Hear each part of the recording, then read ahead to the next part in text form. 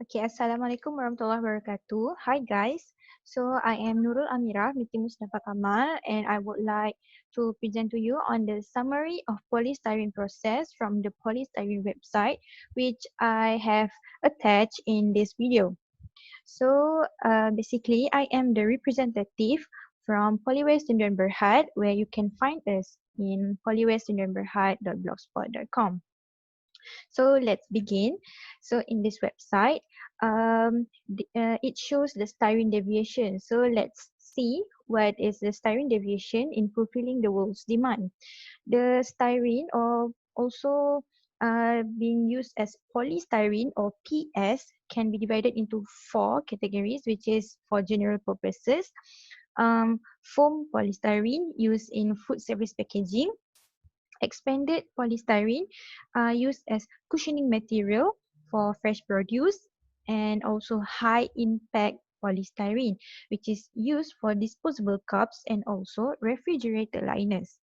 So next is the process overview. So the production of styrene have a basic overview from the crude oil itself. So let's see. So here is the basic process. As you can see, the light crude oil will forming naphtha, and then the benzene and ethylene will be formed under the process of catalytic reforming and also thermal cracking. And these two processes will produce ethyl benzene, which is the main raw material to form styrene under the catalytic dehydrogenation process. As for the polystyrene, this styrene will be further polymerized in the polymerization process to produce polystyrene. So let's see how they produce the styrene, which is their main raw material for PS, polystyrene.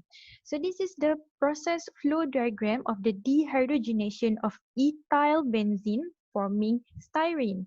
So I have summarized this process into four categories, which first is in the feed effluent exchanger.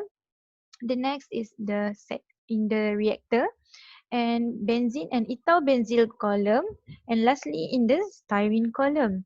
In the feed effluent exchanger, we can see the fresh and recycled ethyl benzene will be mixed with steam and heated to the required reaction temperature in the heat exchanger. So the process involved is in here. So you can see the ethyl benzene from the recycle will be mixed with the steam and then passed into the reactor. So in the reactor, the mixture is fed in the reactor for the dehydrogenation process to be done. And then the condensed reactor effluent is separated into vent gas, condensate, and also crude styrene in the settling drum. So the process occurs is here. This here is the dehydrogenation process occur, and then the reactor effluent will be condensed into the condenser, and then it will be separated into three types of component in the settling drum, where the crude styrene will then undergo distillation process. So in the distillation process involve benzene and ethyl benzene column and also styrene column. For benzene and ethyl benzene column, the crude styrene is brought in the benzene toluene column, which the benzene and toluene is the byproduct of this process. So this byproduct will be recovered and the rest is distilled in the ethyl benzene recycle column, where ethyl benzene and styrene is separated. So the process occurred is here. So you can see this is the ethyl benzene will then be recycled back to undergo dehydrogenation process in the reactor. As for the styrene, it will undergo this distillation into the styrene finishing column. So in this column, the styrene and tar will be separated. Here, styrene will then be stored and the tar is the bottom product of this distillation column. So finish with the process flow diagram, we go into the reaction and mechanism of this process, where the main reaction is from dehydrogenation of ethyl benzene to form styrene and hydrogen. This process need to use a catalyst, which is metal oxide catalyst. However, in the website, they do not mention what type or what is the example of the catalyst. So here I have highlight that the catalyst can which can be used in this reaction is iron oxide catalyst. It must be metal oxide catalyst. So besides iron oxide, aluminum oxide also could be used. And the temperature also have not been mentioned. So the temperature for this process is between 873 until 952 Kelvin. So besides this main reaction, there are three side reaction which will occur in the process, and the side reaction will produce byproducts such as benzene, ethylene, carbon atom, hydrogen, toluene, and also methane. Finished with styrene process, let's go through the polystyrene process. So as we know, styrene is the main raw material in order to form polystyrene because styrene is being polymerized into PS. So this is the PFD of the polymerization of styrene. So the process also have been summarized into four main process, as you can see, which is polymerization, devolatilization, distillation, and also pelleting. In polymerization, there are two steps of polymerization that will occur, which is pre-polymerization and also polymerization itself.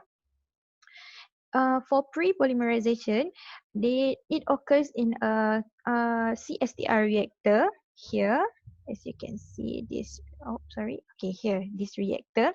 As for the polymerization, it occurs in a plug flow reactor here. Alright, so for the devolatilization process that operates under high vacuum, it is done to remove light components such as unreacted styrene and also diluent with the addition of forming agent. So after polymerization, the process will undergo devolatilization here. Okay. So next, the product of devolatilization will undergo distillation. But this distillation is for the recycle stream, as it ensures only styrene and ethyl benzene are recycled back to the first pre-polymerization reactor to ensure that the styrene purge is minimized. So you can see the product of the devolatilization, which is the unreacted styrene, is being recovered here in the distillation process, and it will be recycled back into the pre-polymerization reactor in order to minimize the styrene purge here. And the polystyrene that produced will then being further processed, which is the last process called pelleting. So the product of devolatilization will be first cooled down in a water bath before undergoing further pelletizing process. And the PS pellet will then stored. As we can see here, it will be cooled down in the water bath and then undergo in the pelletizer and then being stored. So this is the reaction mechanism of the polystyrene process. Involve three basic steps, which is initiation, propagation, and termination. And also, what I found that in the website it did not mention that this process do not use catalyst, and it also did not mention the operating temperature of this process. So here, the operating temperature of the process is around 200 degrees C until 230 degrees C. And now we have arrived in the safety measure of polystyrene. So let's look on it. So the safety measure of polystyrene have been classified into 6 categories, where this PS is corrosive, flammable, and also could cause explosion. Besides that, PS could cause aspiration hazard, so we need to use respirator whenever we are around the PS area. And then we also need to use safety shoes for a protection if we enter the processing area. So I think that's all from me, and that's all from us from Polywest Neighborhood. Whenever you have any question, feel free to ask us on WhatsApp group. That's all from us. Thank you.